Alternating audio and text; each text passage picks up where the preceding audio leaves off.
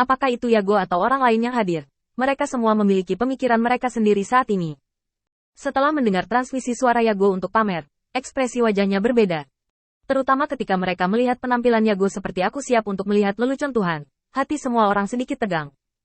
Ini telah melebihi harapan awal mereka. Seseorang mengirimkan suara ke Yago. Saya harap Anda mengerti bahwa rahasia di tangan Anda tidak akan membuat saya melanggar perintah Lin Floating City. Jika penguasa kota muncul dan menggigitnya sampai mati, dia akan menutupi kuil penguasa cahaya. Jangan salahkan saya. Karena tidak membantumu saat itu. Jika sebelum Yago datang dengan tindakan balasan, mungkin itu akan memiliki efek. Tapi sekarang, Yago sudah memiliki sarana untuk menebus kuil Tuhan. Jadi tentu saja dia tidak peduli tentang ini. Kamu bebas. Bagaimanapun, aku ingin melemparkan kuil penguasa cahaya sampai akhir. Yago sudah lama tidak puas dengan Qin Yichen. Ketika Qin Yichen berada di rumah lelang dan diam-diam membantu Yali mendapatkan Ganoderma Lucidum, Qin Yichen sudah menjadi duri di mata Yago, dan dia ingin segera memotong Qin Yichen menjadi 8 bagian. Karena Yali yang dilindungi oleh Qin Yichen merupakan ancaman penting bagi posisi Yago sebagai kepala keluarga. Dia juga perlu mengandalkan Yajia untuk berkembang dan tumbuh. Jika dia diserahkan oleh Yali, maka usahanya akan sia-sia. Yago tidak mau menanggung kerugian sebesar itu. Yago bahkan berpikir bahwa dengan pikiran penguasa cahaya, dia seharusnya bisa menebak apa tujuannya. Selama Yali ada di tangannya, dia harus mengerti bahwa jika Yali masih hidup, dia tidak akan membiarkannya. Kuil penguasa cahaya merasa tenang. Tapi endingnya jelas tidak sesuai dengan yang Yago bayangkan. Setelah menunggu beberapa saat, Yago akhirnya tidak bisa menunggu lebih lama lagi. Apa yang dia lakukan? Mengapa dia membuat kita menunggu di sini selama setengah jam? Mungkinkah dia sengaja meninggalkan kita di sini untuk membuatnya bahagia? Hehe, saya tahu bahwa dia tidak akan berani menghadapi saya secara langsung, dan hanya tahu cara memainkan beberapa metode berbahaya, karena dia adalah orang yang berbahaya. Yago mulai berbicara omong kosong di sini, mencoba memaksa Qin Yichen untuk keluar. Pada saat ini, Yago mengira dia telah menangkap kelemahan Qin Yichen, dan tentu saja dia ingin memukulnya dengan keras. Lagi pula, untuk Yago, kekuatannya masih terlalu kecil. Ketika menghadapi kuil penguasa cahaya, tidak banyak yang bisa dia lakukan, dan bahkan bisa dikatakan menyedihkan. Melihat tentara Kam yang tidak bergerak, Yago tiba-tiba terdiam.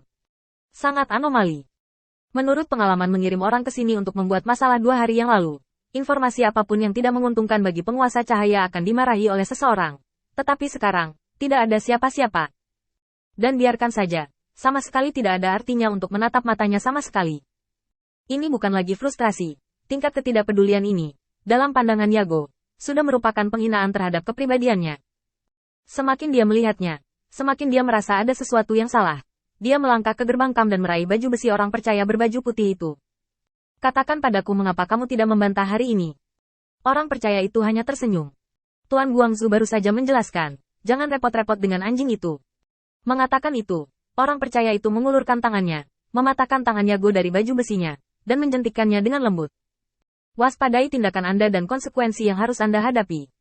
Meskipun saya bukan orang-orang di tim penegak hukum, tetapi jika Anda melakukan terlalu banyak, saya tidak keberatan menggunakan cara mereka untuk melawan Anda. Itu penghujatan. Diperkirakan hanya Lord of Light kami yang akan memberimu wajah dan membiarkanmu bertahan. Jika tenang, dan kekuatan Yago yang tak terhentikan tidak mengerahkan kekuatan penuhnya, wajah Yago menjadi putus asa. Dia tidak pernah berpikir bahwa di kuil penguasa cahaya, seseorang yang menjaga gerbang Kam sebenarnya adalah seorang ksatria. Penanaman. Lord of Light ini hanya melemparkan pukulan.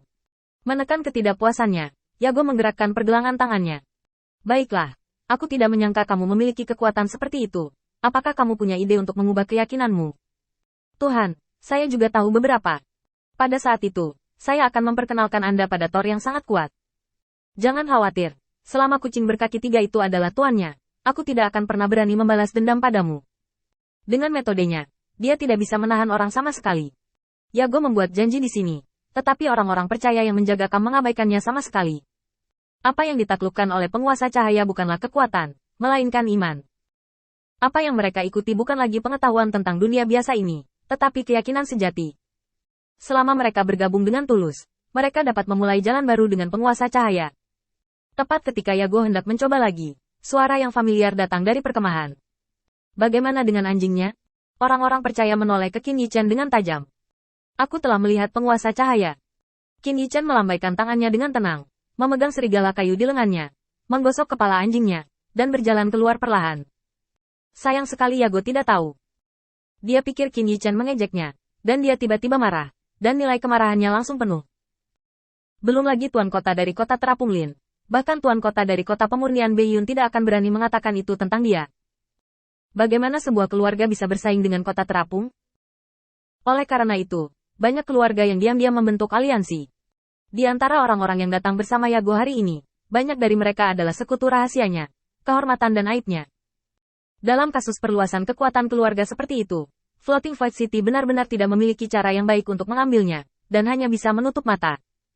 Mereka terbiasa mendominasi di kota terapung, dan jelas mereka tidak menganggap masalah yang sangat nyata. Qin Yichen berbeda dari penguasa kota terapung. Bagi mereka, Qin Yichen tidak memiliki kepentingan, hanya hubungan sederhana antara atasan dan bawahan. Qin Yichen menggosok kepala serigala kayu dan berjalan keluar, menatap Yago yang akan marah dengan wajah tenang. Aku tidak memiliki niat buruk terhadapmu. Aku hanya ingin memberitahumu bahwa aku telah menangkap tanganmu. Meskipun tidak banyak orang, mereka semua harus menjadi orang kepercayaanmu, kan? Sebenarnya, saya tidak ingin menyiksa, tetapi mulut orang-orang ini sangat bau. Mereka hanya bisa dipukuli. Karena itu, Qin Yichen dengan lembut membelai kepala serigala kayu dan menambahkan perlahan. Kembalilah dan istirahatlah. Dengan pikiran kecilmu, sebaiknya pikirkan lagi. Bisakah kamu membuat beberapa rencana yang lebih halus? Ejekan ringan Qin Yichen membuat Yago sangat tidak nyaman. Tapi dia masih tidak percaya. Bahkan jika tenaga kerja yang baru saja saya kirim ditemukan oleh orang-orang di kuil penguasa cahaya pada awalnya, dan kemudian untuk menangkap bawahan, dan kemudian menyiksa informasinya, rangkaian proses ini akan memakan waktu 1 jam, kan? Tetapi hanya setengah jam telah berlalu sekarang, kecuali dia dapat memprediksi Nabi, sama sekali tidak mungkin untuk melakukannya. Pertanyaan yang tak terhitung jumlahnya muncul di hatinya. Dan Yago sekali lagi menekan amarah di hatinya dan melontarkan kata-kata yang kejam. Sebanyak kamu ingin menyiksaku, jika kamu bisa meminta informasi, aku akan kalah.